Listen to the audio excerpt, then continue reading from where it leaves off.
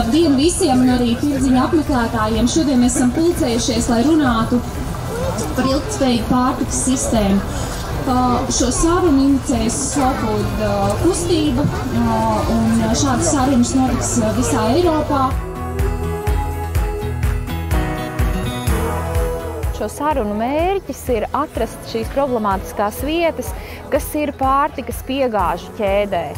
Un pārtikas piegāžu ķēdē mums ir šīs visiem zināmās lietas, kad uzvarētāji parasti ir tie, kas piedāvā lētāko cenu. Lielākoties tie ir liela ražotāji, un vēl piedāvām ļoti bieži tie ir nevis vietējie ražotāji, bet vispār citu valstu ražotāji. Mums tas ir ļoti aktuāli, tāpēc, ka mēs principā stāvam un krītam par saviem mazajiem ražotājiem.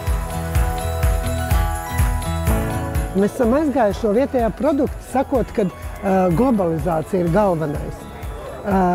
Nē, nav slikts, ne poļu, ne itāļu, ne holandiešu produkts.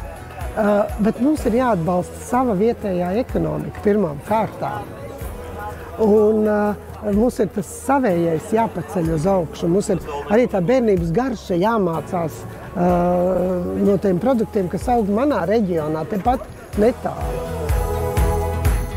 Nevajag uzspiest iepirkumos tikai certificētus audzētājus vai pārstrādātājus.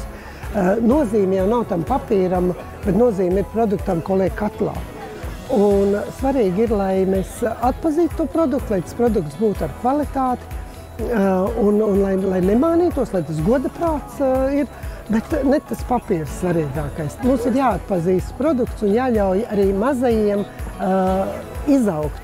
Un tās ir atbalsts ekonomikai, vietējai ekonomikai, kad mēs caur organizētu grupu kopdarbības formu ļaujam arī ar vienu olas groziņu ienākt tajā iepirkumā, lai cilvēks atsperās.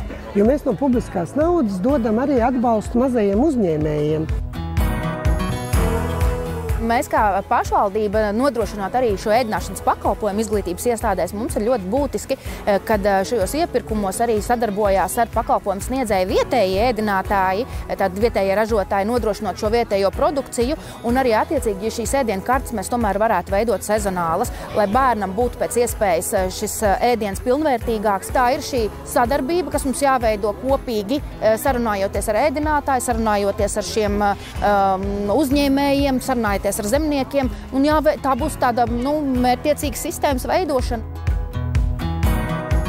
Ir, kad tiek veidoti saucamie loģistikas centri, jo tiešām mēs arī apzināmies, ka it sevišķi novada skoliņās, kur tie bērni skaits ir daudz mazāks, ja, un kur tad reāli tas produkts noiet.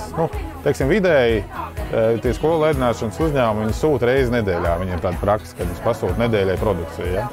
Ja tā skoliņa ir fiziski maza, tad bērnu skaits maziņš, skaidrs, ka tas produkcijas apjoms uz to skolu būs arī maziņš. Tas zemniekam tur citreiz vest tos pāris kilogramus ar tur degvielas līmenī. Ja. Tā izēja varētu būt arī loģistikas centri. Mūsu kopējā tirdziņa vēlme un prasība ir atbalsts mazajiem ražotājiem, loģistikas centru izveidošanā, pārstrādes kopējas izveidošanā, lai mazie ražotāji varētu piedalīties kopējos iepirkumos, varētu startēt uz pašvaldības skolu ēdināšanu un valsts iestāžu ēdināšanu. Otra mūsu prasība ir publiskajos iepirkumos noteiktā cena. Cenai ir jābūt godīgai pret mazo ražotāju. Un trešā mūsu prasība ir sabiedrisko ēdinātāju izglītošana. Tas ir viens no veidiem, kā nodrošināt sabiedriskajā ēdināšanā ne tikai produktu kvalitāti, bet arī pasniegtā ēdiena kvalitāti. Es atbalstu mazo ražotāju, un tāpēc mūsu prasība ir, lai valsts un pašvaldību ēdināšanas iepirkumos priekšroka tiktu dota vietējo ēdinātāju un ražotāju kopējai sadarbības formai.